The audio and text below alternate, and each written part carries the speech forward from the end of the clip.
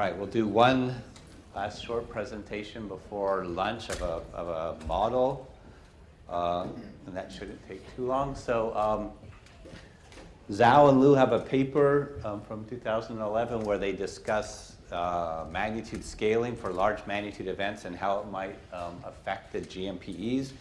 They don't have a specific GMPE to use, but they have a concept of the model. And what's shown here is covering that their idea is above magnitude 7, there is no scaling with magnitude. So they have just shown here, their basics for this are residuals. These are their event terms. So each earthquake, each point here is one event. This is versus magnitude from 7 to 8. The dashed lines in here for reference are Cho and Young's model. And then they did some fits. A couple of regressions are the red line and the dotted lines here. So at shorter period, this is PGV. So in this case, for example, it's nearly flat, their fit. And so they would say there's a suggestion of no magnitude scaling. And in some of these, this is PGA and 5 hertz, there's still a slope. If you go to longer periods, so this is half a second going up to 1 second, you can see by the time they're at these longer periods, there's less magnitude scaling that they see directly from the data compared to a stronger factor that would be in our typical models. And then if you go even longer out to 4 seconds, 3 seconds, it's almost flat. So their suggestion is pretty simple of that. They've said they see no magnitude scaling, and assuming that approach would be a lower bound to capture the uncertainty in what the magnitude scaling is. So this is full saturation, essentially at all distances and all periods, particularly the long period, which is really different than what we found previously. We would have saturation only at short periods. He sees it back in these plots. You can see they would say there's more saturation at these longer periods than at the shorter periods. So that's a different approach.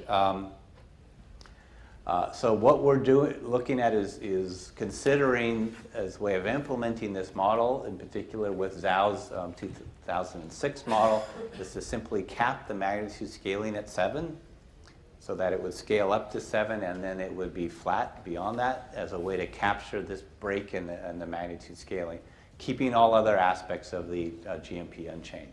So that would be a lower bound, he would say, that the magnitude scaling shouldn't drop below that, and that would let you set a lower limit on what the GMPE scaling could be at large magnitudes. So John Zhao hasn't said this is what you should do or how to implement his model. He's just said here's what he's thinking. We've sent him, asked him to say, is this capturing what your intent is, and based on that reply, I think he will say, yes, this is one way to do it as a lower bound. So this just means you shouldn't be seeing things dropping below this value. So that'll be one other model that we'll look at. We haven't tried to implement this yet. Questions or comments on that? These guys have already seen that. I don't know, Youssef, is there any? No, this one bullet before last. So do you want to keep it functional period somehow, at least up to something? That's not so. If you go here, his model is, so if we're trying to implement his model, is there is no period, there's no magnitude scaling at long periods. Is it consistent with any database that we have? This is his data. I mean, these are the big events. There's not a lot of big events to work with, so he's got most of the same ones in there, right? So this is Wenchuan and Chi-Chi and Cocelli and so forth are all in there. We can check this with your own residuals and see what it looks like. But part of this is he just derived these terms and said, let me ignore anything or any assumption about magnitude scaling and see what comes up. Okay, get the microphone.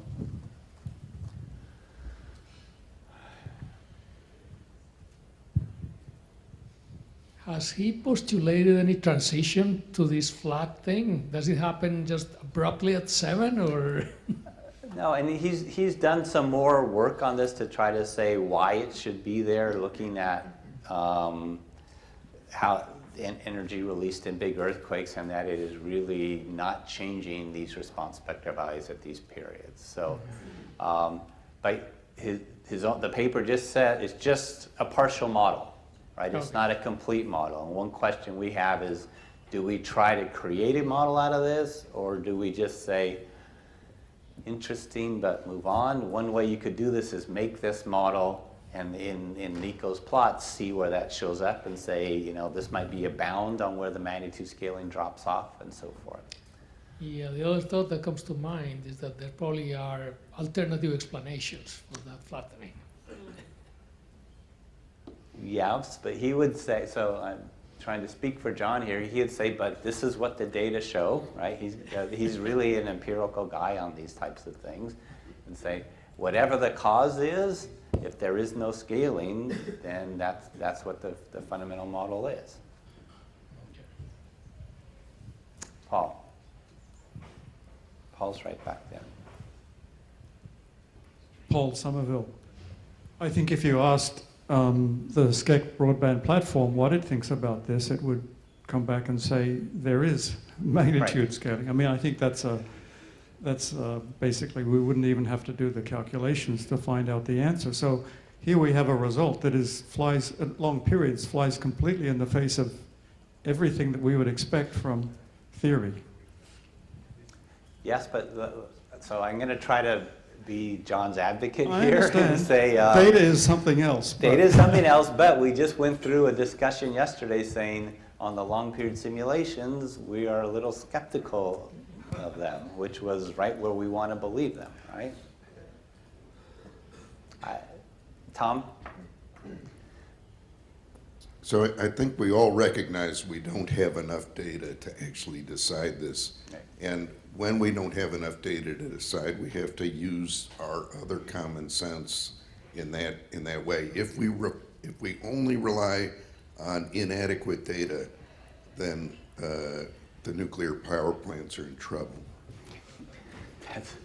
That's fine. So he's not saying this is the model to use. He is advocating this as a lower bound of what's going on, and that it's going to be something higher than this, but that the lower bound is here as opposed to a much higher value. I think it's worthwhile for us to see if in doing the analysis in the same way we find anything that looks like this. All of us have still some scaling, in particular at larger magnitudes. Most of the other models still have a magnitude term in there. I think at least addressing this and saying why this model is not a candidate model should be dealt with. Kim. Kim Olsen, proponent.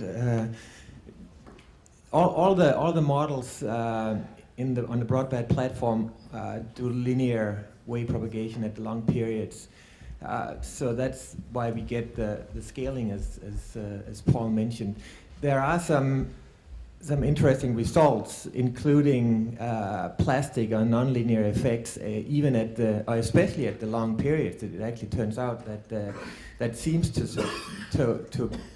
somewhat support Xiao's model here, that would result in some kind of saturation or non-scaling effect at the very large magnitude. So I think that's worth keeping in mind. There's still a lot of at the long period, we're talking about 2, 3, 5 seconds, where the surface waves are especially strongly affected at these plastic effects. So, like I said, there's a lot more to look at here, but it certainly would be in line with Xiao's model here, and we'll keep looking at that. That would be interesting to take what you just ran recently and see what its scaling would look like compared to this, if it's consistent at all. I really, if you know John Zhao, again, he's an empirical guy, and he's going to say, I've looked at the data, here's what it shows. He's looked at some explanations or concepts of why response spectra are not representing the increase. clearly the energy goes up. He's not saying that doesn't change, but he's saying these amplitudes don't. And I think it's worth seeing if there's a set of simulations like what Kim has talked about that are consistent with this, or is this completely rejected, and then we can move on. Are you raising your hand, Christine? Or? I was asking if you had one. Currently one, but we will have more. Okay. Yes. Great. And in particular, we have one large event, and we will look at smaller events to see if that supports this kind That of. would be, because if you could do something around 7 or something instead of such a big one and see what the scaling is, that would be really useful. Exactly. Okay. If no other comments, Ralph, you look like you need to say something. I mean, on the magnitude 7 and bigger, I mean, your corner frequency is going to be very low, much lower than 5 seconds. I mean, it's going to be way out there. Okay? Right. So what will happen is that this scaling could just be reflecting a constant stress drop. You're always on the flat part of the spectrum. In the Fourier amplitude spectrum, you'd always be on the flat part determined by the stress parameter. So the corner is really, really low compared to these numbers of periods of 1.2. But if you're trying to keep the Fourier spectrum flat, you would have to be having the stress drops changing still. I agree you're on the flat part, but the moment is going up. Moment's going up, yeah.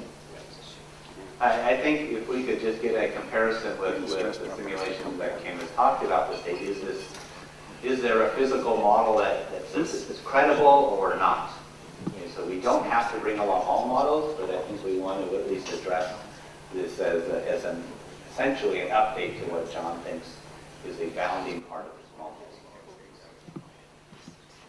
Okay, you really don't want to eat, do you? Oh, just one quick comment. Doesn't add much, but I just wanted to make it. There was, I think, in 1980, a paper by Hanks and Johnston, which hypothesized this, and I don't think anybody stands by that paper anymore. But there we go again. All right. With that, let's break for lunch. 45 minutes, so back at... no, what time is it now?